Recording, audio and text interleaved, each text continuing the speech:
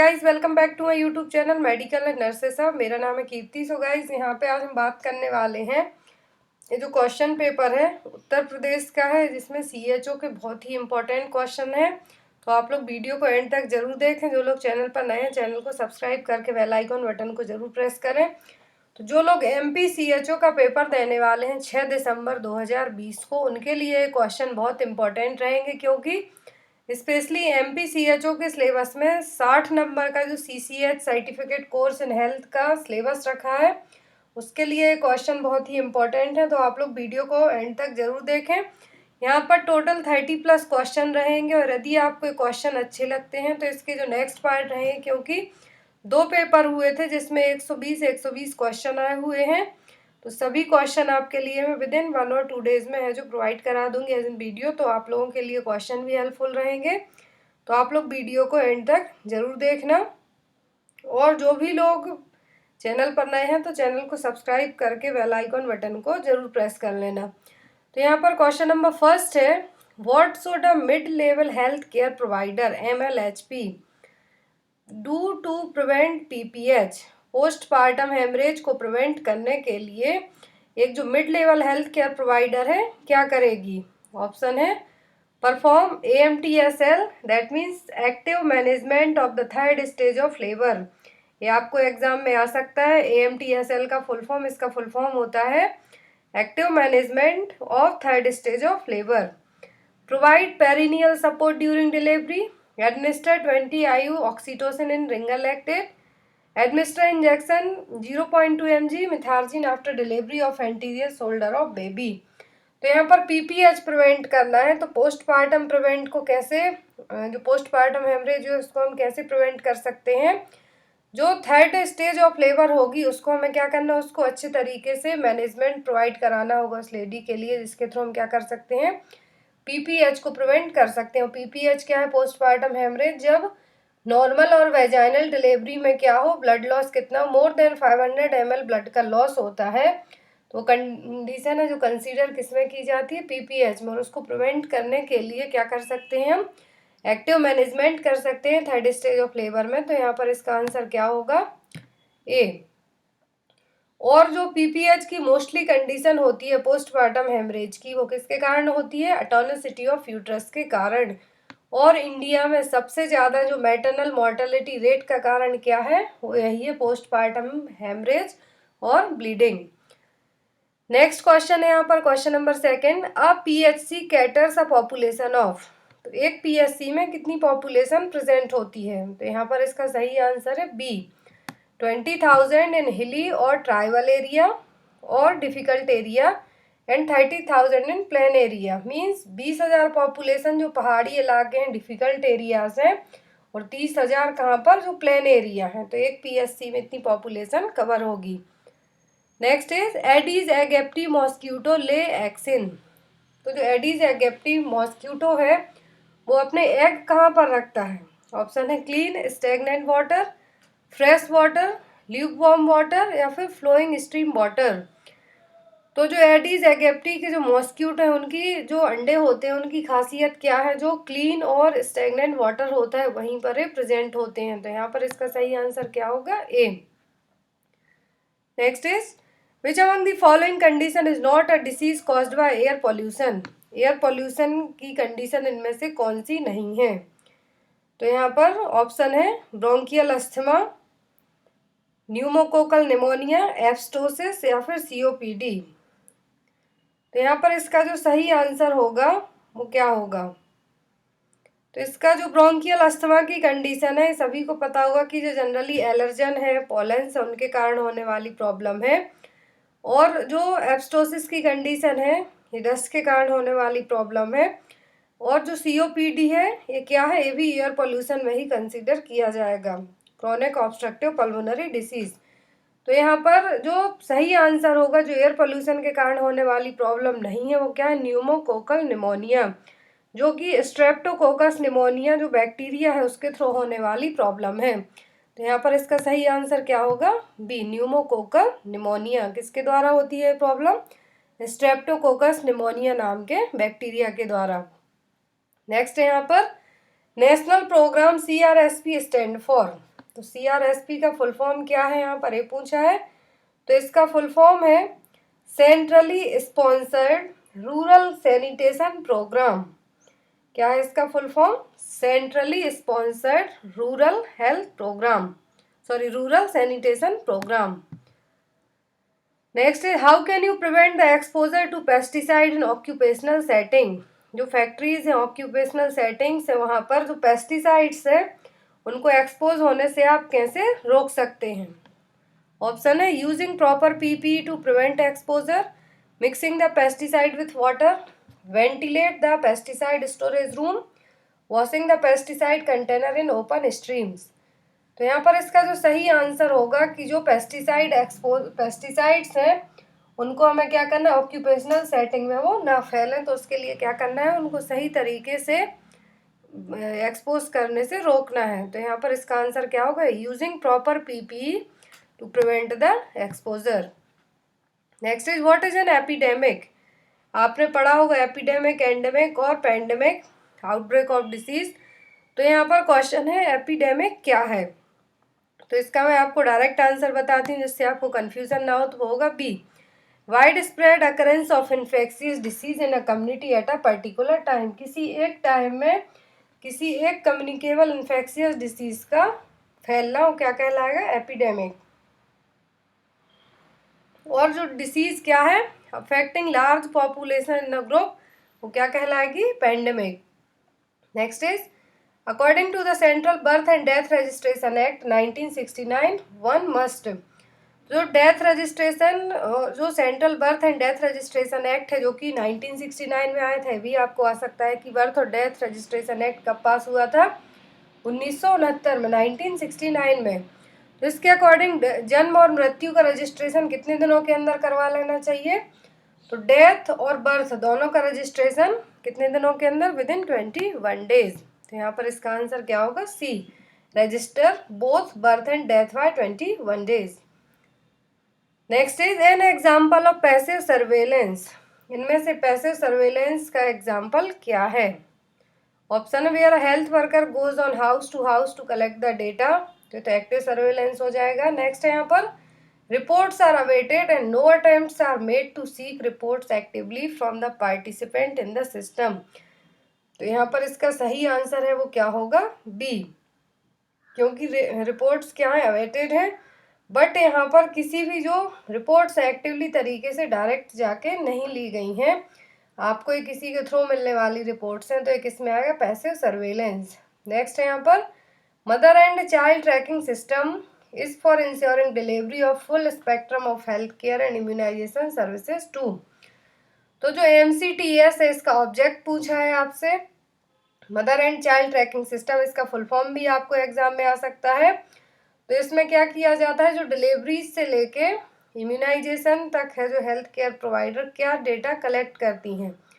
Option है pregnant women and newborn, pregnant women and infant, pregnant women and child up to 5 year of age, pregnant women and children up to 2 year of age. तो MCTS में क्या data collect किया जाता है, pregnant women और उनके जो बच्चे हैं, या फिर उनके नहीं किसी और के बच्चे हैं, तो 5 साल तक की एज के बच्चों का क्या किया जाता है, डेटा कलेक्ट किया जाता है इसमें। Next is a child aged 10 year complain of central abdominal pain which a few hours later shift to the right iliac fossa and increase progressively. What would you diagnose the child with? तो एक 10 साल का बच्चा है, उसको central abdominal pain हो रहा है, लेकिन वो पेन थोड़ी देर में कहाँ पर शिफ्ट हो जाएगा, राइट इलियक फोसा में, और वो पेन क्या है, धीरे धीरे बढ़ेगा। तो आप उस बच्चे में क्या डायग्नोस करेंगे। ऑप्शन है अपेंडिसाइटिस, पैंक्रेटाइटिस, कोलिसिस्टाइटिस या फिर एंट्राइटिस। तो यहाँ पर उस बच्चे के लिए जो आप पेन असेस करेंगे, क्योंकि राइट इलियक फोसा में पेन क्या हुआ है, शिफ्ट हुआ है, सेंट्रल से क्या हुआ, राइट साइड में हुआ है, तो यहाँ पर अपेंडिक्स प्रेजेंट होती है। जनरली इस तरीके का पेन कहाँ किस कंडीशन में होता है, अपेंडिसाइटिस में, तो वहाँ पर आप उसको डायग्नोस करेंगे appendicitis. Next is labour is said to be prolonged when the pregnant woman is to labour and experience labour pain more than. तो यहाँ पर प्रोलॉन्ग्ड लेबर कब कंसीडर किया जाएगा, जब लेबर पेन मोर देन कितना हो जाए, 24 घंटे से ज़्यादा। जो जनरली लेबर पेन होता है 16 आवर है जो प्रीमी में, 8 to 12 आवर किस में होता है, मल्टीग्रेविडा में। बट जो लेबर क्या है, प्रोलॉन्ग लेबर तब कहा जाएगा जब लेबर पेन कितना हो जाए, 24 घंटे से ज़्यादा, more than 24 hour. Next is a drug of choice for ureteric colic is, तो यूरेट्रिक कॉलिक के लिए कौन सी मेडिसिन यूज की जाएगी, तो होगी टेंसुलॉइन। Next is jaundice with right hypochondrial pain में रिलेट टू, जॉइंडिस की कंडीशन है यदि और साथ में क्या हो रहा है, राइट हाइपोकॉन्ड्रियल रीजन में पेन हो रहा है, तो क्या कंडीशन होगी। ऑप्शन है splenic aetiology, appendicitis, gall stones या फिर इन्फेक्शन इन लिवर। जॉइंडिस के साथ हाइपोकॉन्ड्रियल रीजन में पेन होना किसका एग्जाम्पल हो सकता है, गॉल स्टोन के लिए। Next is one must avoid if peptic ulcer are present with vomiting and epigastric pain, कौन सी मेडिसिन अवॉइड करनी है जब आपको पेप्टिक अल्सर हो, साथ ही साथ में क्या हो, वॉमिटिंग और एपिगैस्ट्रिक पेन भी हो रहा हो। ऑप्शन है anti diarrhoeal, anti emetic, H2 blocker और NSAIDs। तो जो मेडिसिन दी जाएंगी वो तो एंटी एमेटिक भी दी जाएंगी, H2 ब्लॉकर्स भी दिए जाएंगे पेप्टिक अल्सर को ट्रीट करने के लिए, बट जो NSAIDs मेडिसिन है इनको हमें अवॉइड करवाया जाता है, स्पेशली जब पेप्टिक अल्सर की कंडीशन हो तब। Next is which of the following is not the feature of bacillary dysentery, ये क्वेश्चन बहुत बार एग्जाम में आ चुका है, तो इसको आप लोग मार्क करके रखिए कि इनमें से बैसिलरी डिसेंट्री का फीचर क्या नहीं है। ऑप्शन है blood in stool, rice water stool, mucus in stool और फीवर। तो बैसिलरी डिसेंट्री में राइस वाटर स्टूल देखने को नहीं मिलेगा, एक इसमें देखने को मिलता है कोलेरा में। बैसिलरी डिसेंट्री की बात की जाए तो इसमें स्टूल में ब्लड प्रेजेंट होगा, म्यूकस होगी, फीवर भी हो सकता है इन्फेक्शन के कारण, बट राइस वाटर स्टूल है जो कोलेरा में देखने को मिलेगा, ना कि बैसिलरी डिसेंट्री में। Next is the primary management of dyspepsia includes, dyspepsia के लिए प्राइमरी मैनेजमेंट क्या है। ऑप्शन है tablet omeprazole 20 mg for 4 to 6 week, antacid for 3 weeks, ranitidine 250 mg BD। तो डिस्पेप्सिया की कंडीशन का जो मैनेजमेंट है वो क्या है, तो डिस्पेप्सिया में क्या होता है, अपर एब्डोमिनल डिस्कम्फर्ट होगा, बर्निंग सेंसेशन होगा, ब्लॉटिंग होगी, गैसीनेस भी होगी। उसको ट्रीट करने के लिए जो मेडिसिन यूज़ की जाती हैं वो कौन कौन सी, ओमेप्राजोल, एंटासिड और रेनिटिडिन। डिस्पेप्सिया को यदि सिंपल लैंग्वेज में हम कहें तो क्या कहलाता है, indigestion. Next is the causative organism for syphilis is, तो सिफिलिस का कॉजिटिव ऑर्गेनिज्म क्या है, ट्रिप्नोमा पैलिडियम।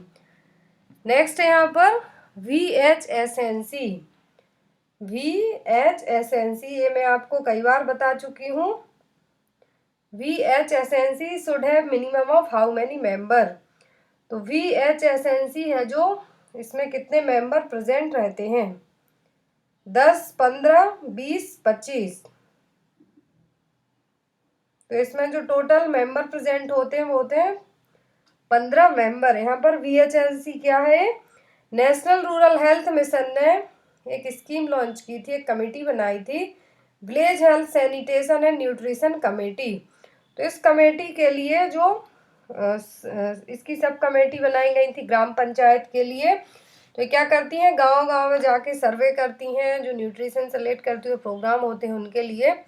तो जो VHSNC इसके टोटल मेंबर, मिनिमम नंबर जो मेंबर हैं कितने होने चाहिए, कम से कम 15 member.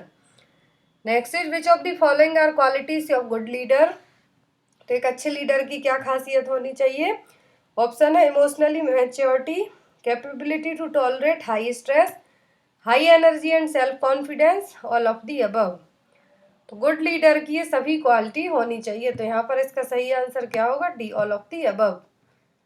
Next is the role and responsibility of ASHA include, तो आशा वर्कर की रोल एंड रिस्पॉन्सिबिलिटी क्या होंगी, educate and generate awareness among the community on health, conduct home visit to provide home based care to postnatal mother and baby, treatment of minor ailments such as diarrhea, fever and first aid for minor injury। तो ये सभी किसके काम हो जाएंगे, आशा worker के, तो यहाँ पर इसका आंसर क्या होगा, D, all of the above. Next is the primary health care system comprises of the following essential component except, तो आपने प्राइमरी हेल्थ केयर सिस्टम के 5 कंपोनेंट पढ़े हैं, तो उनमें से कौन सा नहीं है, यहाँ पर ये पूछा है। Multi sectoral approach, community involvement, appropriate technology, qualification of health provider. तो आज के लिए आपका एक क्वेश्चन है कि जो प्राइमरी हेल्थ केयर सिस्टम में आपने जो कंपोनेंट पढ़े हैं इसके पीएससी के कंपोनेंट वो कौन कौन से हैं। मैं आपको एक बार बता भी देती हूँ कि कौन कौन से कंपोनेंट हैं, तो आप एक बार याद रखना, लेकिन आप कमेंट बॉक्स में इसके जो बेसिक कंपोनेंट आपने पढ़े हैं वो ज़रूर बताना कि पीएससी के जो 5 पिलर कंपोनेंट हैं वो क्या हैं। Community participation, intersectoral coordination, appropriate technology, support mechanism made available, तो इसके कंपोनेंट है। तो यहाँ पर इसका सही आंसर क्या होगा, D, qualification of health provider. तो आप आज के जो कमेंट बॉक्स में आप लोग आंसरिंग करें वो एसेंशियल कंपोनेंट बताना आप लोग पीएससी सिस्टम के।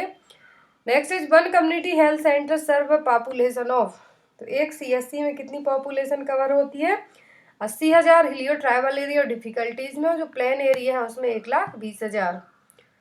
Next is government of India launch the national mental health programme, NMHP कब लॉन्च किया गया था, 1982 में।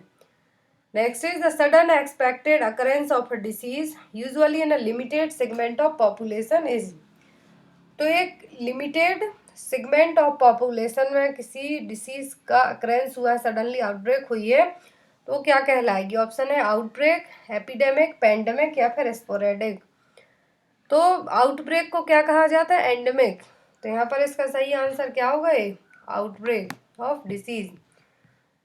Next is canned food is mostly associated with which bacterial food poisoning, canned food से कौन सी बैक्टीरियल पॉइजनिंग हो सकती है, तो वो है botulism.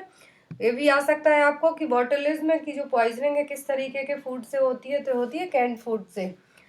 Next is the anatomical waste are to be discarded in, तो जो एनाटॉमिकल वेस्ट है ह्यूमन बॉडी से रिलेट करता हुआ वेस्ट है किस कलर के बैग में डिस्कार्ड किया जाता है, येलो में। Next is which of the following is known as the sunshine vitamin, सूर्य से मिलने वाला विटामिन कौन सा है, तो सभी को पता है कि वो है विटामिन डी।